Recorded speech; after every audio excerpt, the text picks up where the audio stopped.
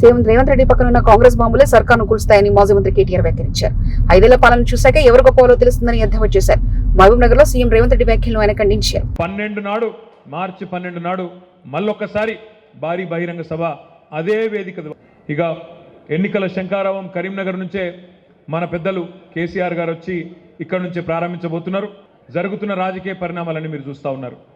నిన్నగాక మొన్న భారత ప్రధానమంత్రి నరేంద్ర మోడీ గారు మన తెలంగాణకు వచ్చి మరి ఆదిలాబాద్ పార్లమెంటుకు ఇంకో కాడికి వచ్చి ఏదో ఒకటి 2-3 కార్యక్రమాలకు శంకుస్థాపన లేచి హడావుడి చేసిపోయింది.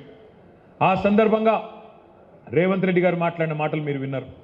నిన్న కూడా రేవంత్ రెడ్డి గారు మహబూబ్ నగర్లో మాట్లాడిన మాటలు కూడా మీరు వినే ఉంటారు.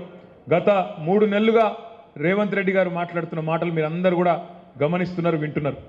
కానీ నాకైతే నిన్న అర్థం కాలేదు. మహబూబ్ నగర్లో ఆ భాషా ప్రయోగము, ఆ ఆవేశంతో ఊగిపోవడము, నోటికొచ్చిన మాటలు, అంటే అధికారంలో ఉండి కూడా ఇంత ఫ్రస్ట్రేషన్ ఎందుకో, ఇంత ఆగమాగం ఎందుకైతుండో నాకైతే అర్థమైతలేదు.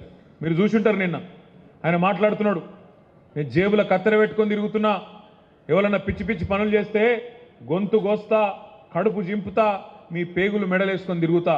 ఇది ఒక ముఖ్యమంత్రి గారు మాట్లాడిన మాటలు. నిన్న మా ప్రభుత్వాన్ని ఏమన్నా చేస్తే మానవ బాంబులు అవుతామని మాట్లాడుతున్నాడు. చాలా విచిత్రంగా అనిపిస్తున్నది నాకు తెలియక అడుగుతా, జేబుల కత్తెరలు పెట్టుకొని ఎవడు తిరుగుతాడే? జేబుల కత్తెర పెట్టుకొని తిరుగుతున్నా అని చెప్తాడు. ఇక గసంటోడు మన ముఖ్యమంత్రి, మన కర్మ. మీరు చూడండి ఆయన మాటలు, చూడండి ఆయన ఫ్రస్ట్రేషన్ చూడండి. సెక్రటేరియట్లో మాట్లాడతాడు, నేను ఇక్కడ ఏదో ఉంటుందనుకొని వచ్చినా